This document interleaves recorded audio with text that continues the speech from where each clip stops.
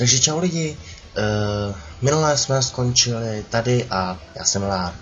Dobře, takže minule jsme skončili tím, že jsme si popovídali s Vlasacem, a nebo taky ne.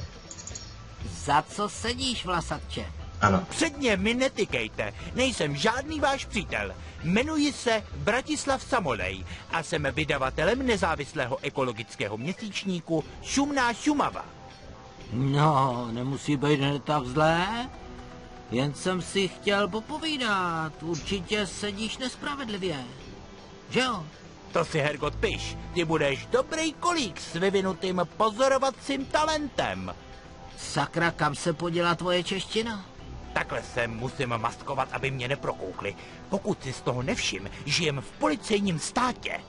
Fakt, tak udělej vzpouru, ne? Ti prdím na vzpouru, zbytu mě vyrazili, teď bydlím tady a co mi chybí? Dobře, pan Kráci Kolík, to jsem nevěděl. Ale nevadí, takže požádáme ekologa o binec.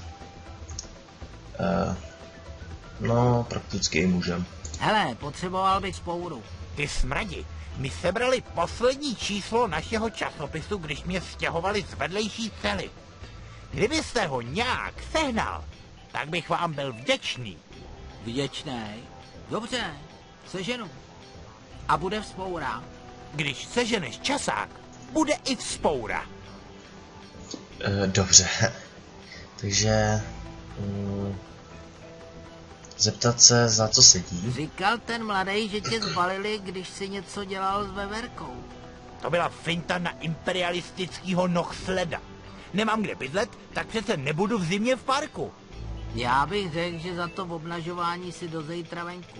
To asi jo, jenže na mě si nepřijdou. Posledně jsem kous soudce a dostal jsem 3 měsíce. Tak vymýšlím, co bych provedl teď. Hele, co vypít záchod a pak soudce poprskat. Tak tomu říkám nápad. To udělám. Díky, máš to u mě. Dobře. No. Takže... no, zeptáme se ještě na té aktivity. Hele, a co tak jako děláš, když nesedíš? Přece předsedu. To jsem ti neřekl? No jo, jsem taky předseda české pobočky Green War. A co to obnáší? Třeba zrovna nedávno jsme se rozhodli zlikvidovat McDonald's. A víš, jak jsme to udělali? Nemám nejmenší tušení. Rozhodli jsme se, že jim všechno sníme. Dobrý, a jak to dopadlo? Špatně. Jedli jsme tam 3 dny a pak si nás osobně přiletěl prohlídnout jejich zástupce pro Evropu. Hnus. Jak to? Představ si, ty zmetci nám dali všem věrnostní karty, že prej se u nich můžem rok stravovat zdarma. Jo? Tak tomu říkám křivárna. Dobře, tak asi už nemáme co jiného co dělat. Takže to je celé číslo 1. Tady.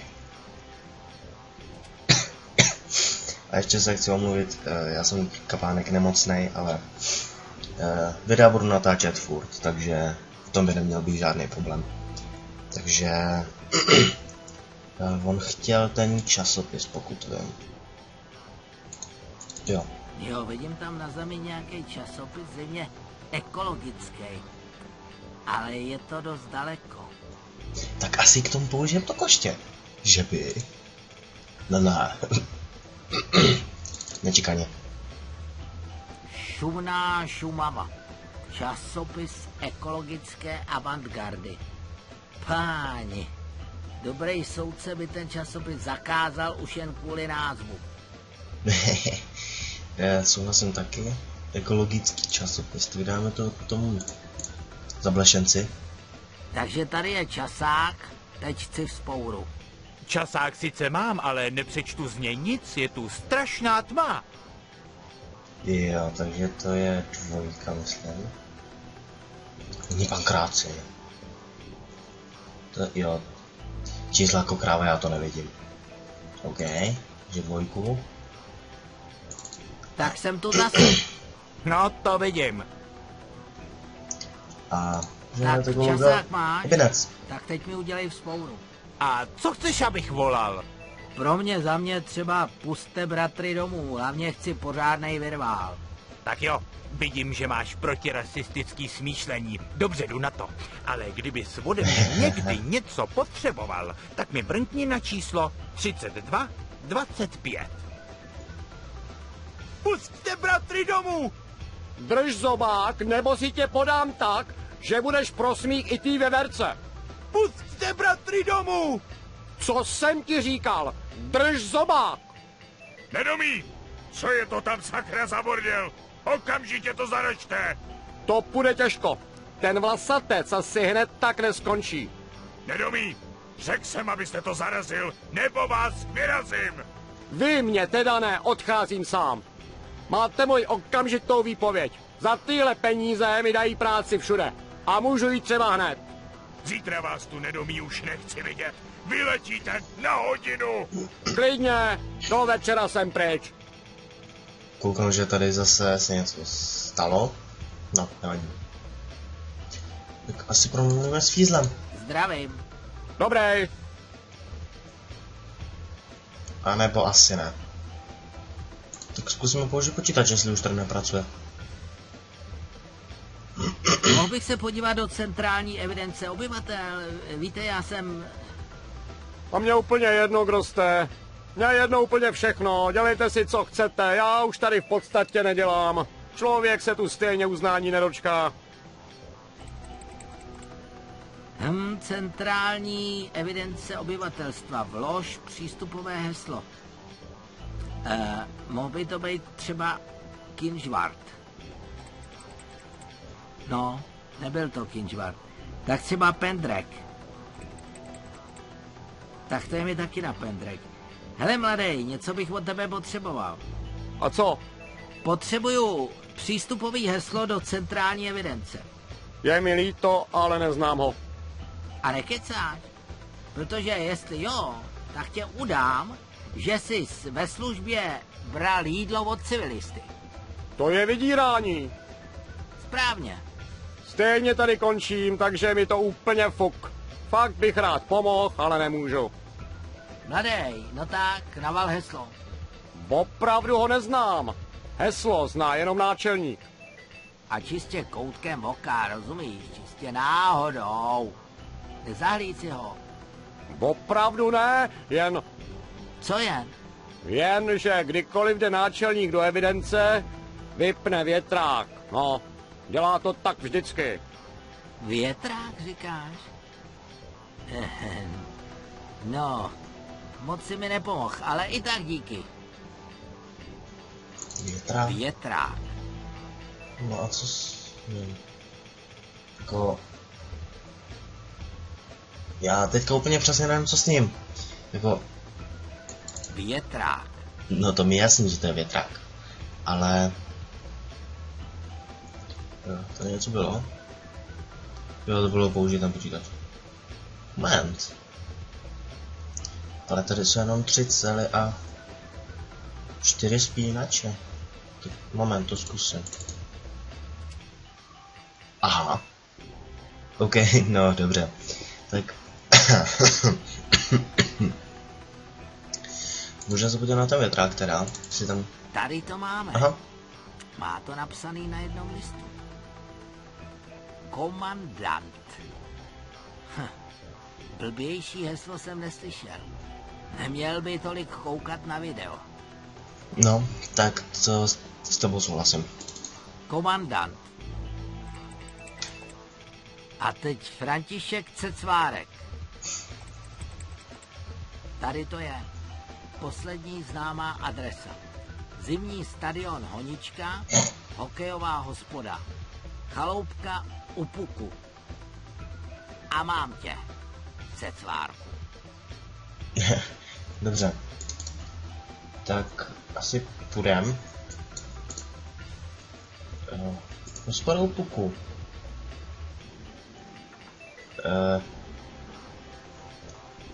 Co to je?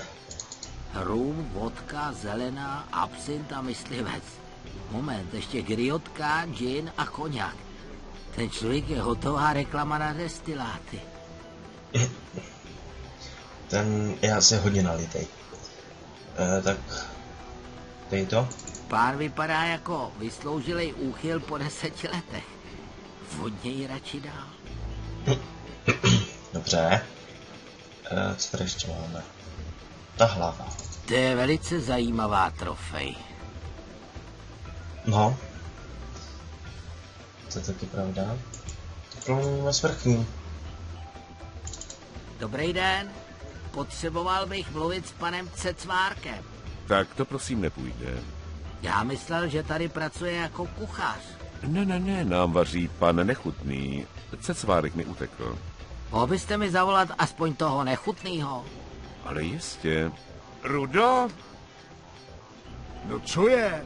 Tady pán by s tebou rád promluvil. No tak ale rychle. Mám tu spoustu práce. Dobrý den. Dobrý. Tak co pak? Nechutnalo vám? Já tu nejet. Takhle špatně vypadám vždycky. Potřebuju jen informaci o vašem předchůdci. No to vypadáš Proč vždycky ne? furt. Vůbec jsem ho neznal. Stačí vám to? Jo, tak to myslím stačí. Dobře, tak... Já teďka nevím, z kterýho z něj to bude. No, vidíme.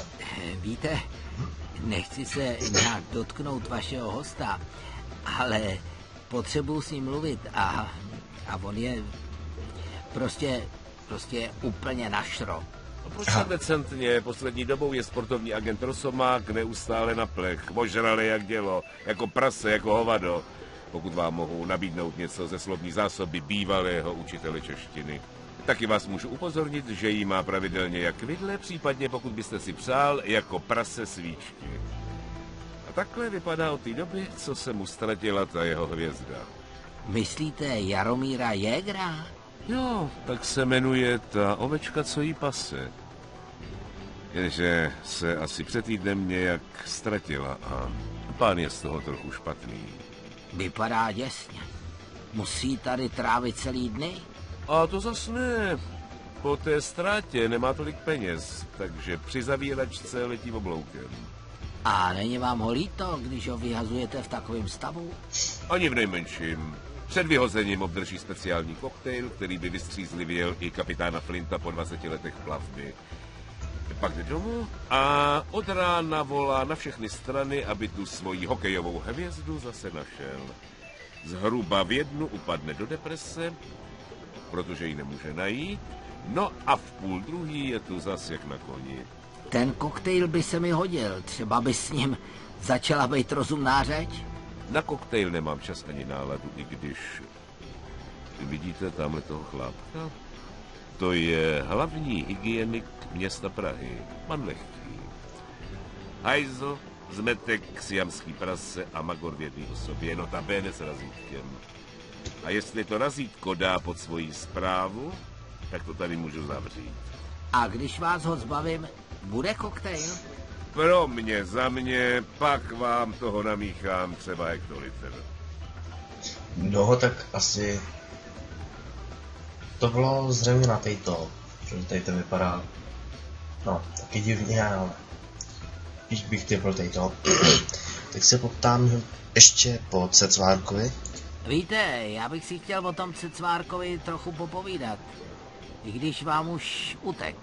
Jak jsem říkal, Franta tady dělal, ale dobře před 3 měsíci vzal dráhu. Musel utíct, protože něco proved. Ale houby šel za lepším. Vidíte tamhle toho sťatýho panáka? Tak k tomu šel dělat. Aha, a co? Přece zase kuchaře, ne? Jenom, že si polepšil. Vařil fantastický guláš a ten chlápek ho angažoval. Udělal mu super nabídku, aby začal vařit pro Jaromíra Jägra. Jägra snad znáte, ne? Počkejte, už si vzpomínám, toho opravdu znám. V přístavní čtvrti se nějaký Jäger obnažoval v parku před nezletilejma. Ale ne, Jaromír Jäger, levý křídlo newyorských lvů. Skvělý střelec, hvězda NHL. Hokejista, tak pro toho. Jo, přesně pro něj.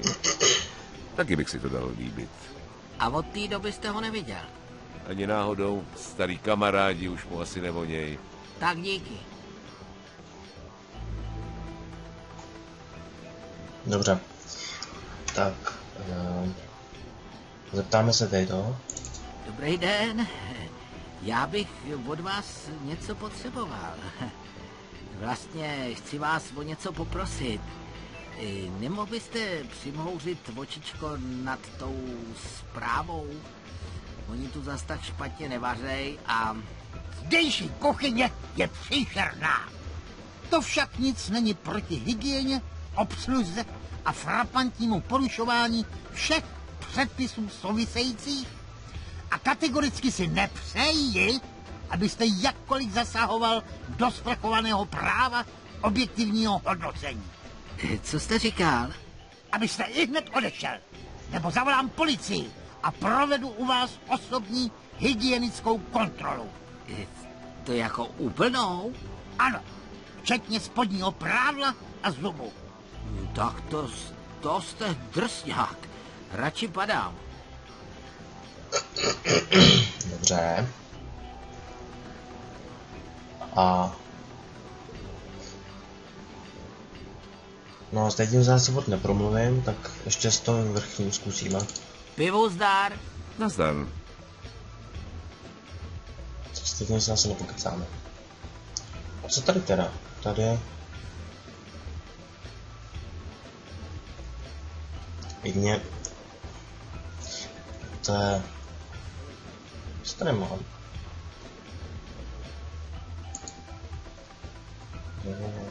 Ekolog. Dovolali jste se do hlasové schránky Vratislava Samoleje, redaktora časopisu Šumná Šumava. Momentálně nejsem přítomen, ale můžete mi nechat vzkaz. Vypadá to, že zase sedí v base. Budu to asi muset zkusit později. Dobře. Tak, já nevím. Mě to tady někde použít.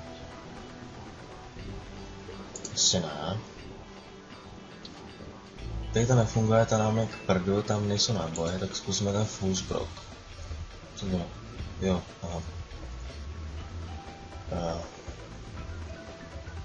Co? Střelit do hlavy? Ježišmarja. No, uvidíme. Fuj, vokobere. Aha. To je hygiena tohleto. On si v tom snad meje hlavu. Dobře. Tak už tady máme dva nevědomí. Pardon. To byl mobil. Řekl bych, že pan lehký omdlel.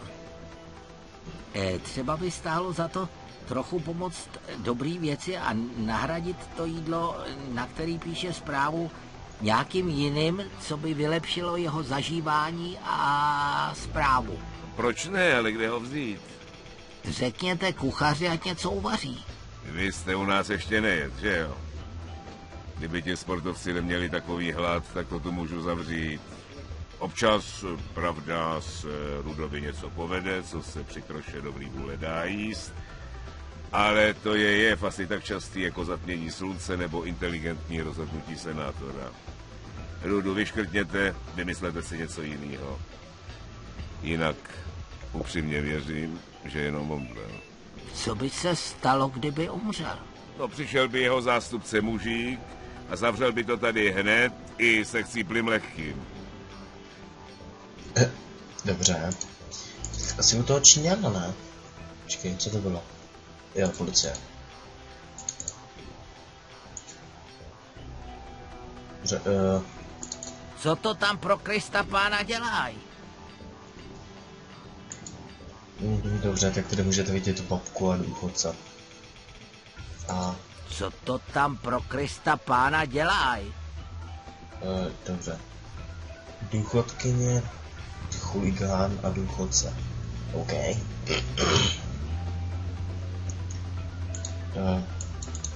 Dobrý den. Co pro vás můžu udělat?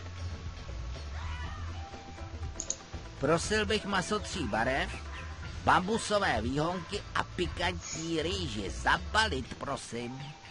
Má být pikantní omacka? A to je co? Taková speciální omacka, víte, ten člověk vám pak pro sklenici vody udělá cokoliv. Aha, to si budu pamatovat. Ne, teď myslím pikantní omáčku mi nechám. A můžete být hrdej. Vietnamský cizinec zachrání českýho soukromníka. Vietnamský cizinec? A kde myslíte, že jsem se narodil a udělal maturitu? Tak promiňte, českýho soukromníka zachrání vietnamský našinec. Zatím vám děkuju. Dobře, takže... Jo, vietnamská specialita. Kung Pao, prosím. Dobře, tak mu to nahradíme teda. Sakra. Šup. Ježišmarja, Pankráci. Ne. Ale. Pryč. Vyměnit. Haló, pane Lehký, vstáváme. Co se to sakra stalo? Kde to jsem? Aha, u puku. Tak pokračujem v kontrole.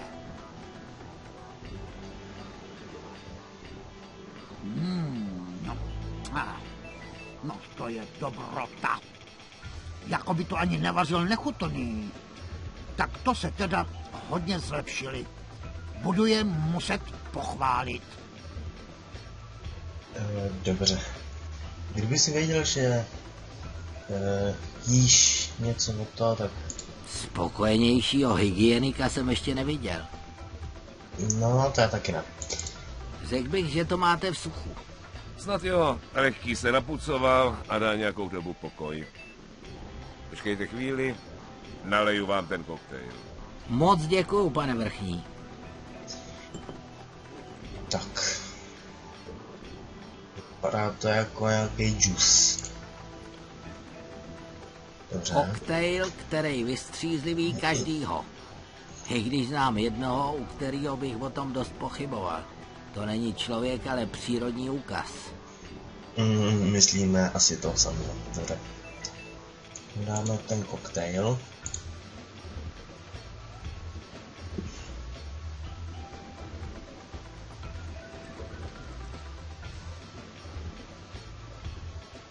Vy jste sportovní agent Rosomák?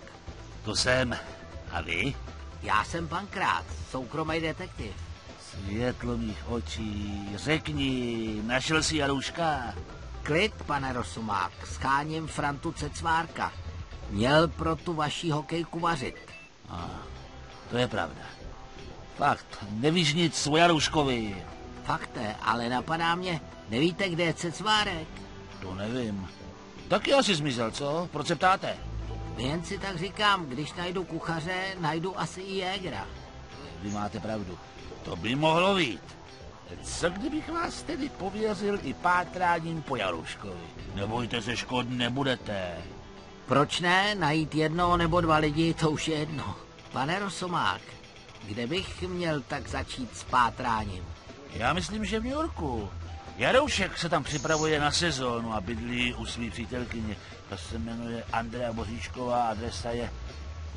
Jo, 5. východní, dům 13. Hodně ti asi řekne i doktor Černoušek, to je Jarouškův psychoanalytik. Víš, Jaroušek je velmi citlivý člověk a hrozně ho mrzí, když dá gól. Hokejista je smutný, když dá gól. Co slyším prvně? Přesto je to tak. Víš, jak těžce ponesou prohru hráči a jejich děti a víš, kolik gólů Jaroušek dává? To je traumatické. Za ty peníze bych to možná i překous. Kde bydlí ten cvokař? V Beverly Hills 90211, telefon 3615. A pak se stav na stadionu, ale tam ti moc moje jméno nepomůže. Jak to? Nemají mě tam rádi, tvrdí, že jsem pijavice a vydřiduch. Ale snad by mohli něco vědět a tobě by to říct mohli. Tak fajn, jdu na to. Kdyby ses cokoliv dověděl, zavolej mi. Moje číslo je 0604. ještě bych něco potřeboval. Můžete mi zamluvit letenku? Jistě, chvilku počkej. A na kdy a kam? Do New Yorku. A čím dřív, tím líp. Chtěl bych zamluvit jednu letenku Praha New York. Dneska v jednu. Fajn, na jméno Pangrác. Tak jsem ti zamluvil letenku. Letíš dneska v jednu odpoledne. Ne, aby ses na to vykašlal. Já vzor spolehlivosti. Ale koukám, to je za hodinu. Měl bych sebou asi hodit. Musím letět, aby mi to neuletělo. Zatím naschle. Aha, takže už letíme někam zase dál. Takže... Vítejte ve Spojených státech, pane. Cíl vaší cesty? No, víte, turistická návštěva. Za příbuznými nebo známými? Řekněme příbuzný, jo. Myslím, že to budou spíš něčí příbuzný. V pořádku. Máte něco k proclení? Ne, vůbec nic. Opravdu? Ukažte kapsy a rychle. Fakt nic k proclení. Ani dárky nevezete? Ani náhodou, ještě dárky. Jedině tak lepru na ně na příbuzný. Vy máte lepru? Ale ne, to byl jen takový obrát. Pane, nejsme my bráchové. Já mám taky takový příbuzný. Ať se vám u nás líbí. Naschledanou. Kam se sakra poděli všechny moje věci? No, tak to bych taky rád viděl. Dobře, a... No přísně mám bohužel. No, tak to pak fakt nevím. No, uvidíme. Až Vietnamec? No, promluvíme si s ním. Já vás zdravím, pane. Kam máte namířeno? Na Everest, národní expedice. Ale jak to vypadá, abych tak řekl slovy našeho japonského klasika, je to Himoshito Sakumetar. No, tak to teda nevím. Nemohl byste trochu srozumitelně? To je takový překladatelský oříšek. Volně bych to převedl asi jako naprosto v prdeli. No, tak teď už chápu. A proč jako? No, na celou expedici máme jen jedny stoupací železa a to nás prosím vybavoval sám Messner. Za to nám ten vůl nabalil půl tuny masti proti omrzlinám. Magor jeden namrzlej. No tak to je odborník, že jo? Přeju hodně zdaru a maž se, ty kluku japonskej. Pořád vypadá stejně nezdravě žlutě. Dobře, co to bylo? Šipka ti jde do pusy. Jo, šipka ti jde do pusy, vrtačka. Co tam je? Jsou tam nějaký hangáry, tam nejdu, co bych tam dělal? Tak promluvíme s prodavačem. Co pak to tu máme? Nanuky, no, to bych si dal, vemu si čokoládovej. 2,50. Aha. No, já jaksi nemám... No tak jak si vypadněte od stánku a nezdržujte. Tak si říkám, jestli vám ten kšeft vynáší. A proč si myslíte, že ho jako vedu? Z dobroty srdce. A kupujou si lidi vaše nanuky? Člověče, ty dialogy si vymýšlíte sám, nebo vám je někdo píše? Jo, lidi si je kupujou, jde mi to docela dobře. A dejte mi pokoj, pokud si teda aspoň jeden nechcete koupit. Tak pardon, netykavko, chtěl jsem být jen přátelský. Dobře, koukám, že nahrávám skoro 30 minut, tak já bych se asi rozloučil tak u dalšího dílu Polda 3, takže čau.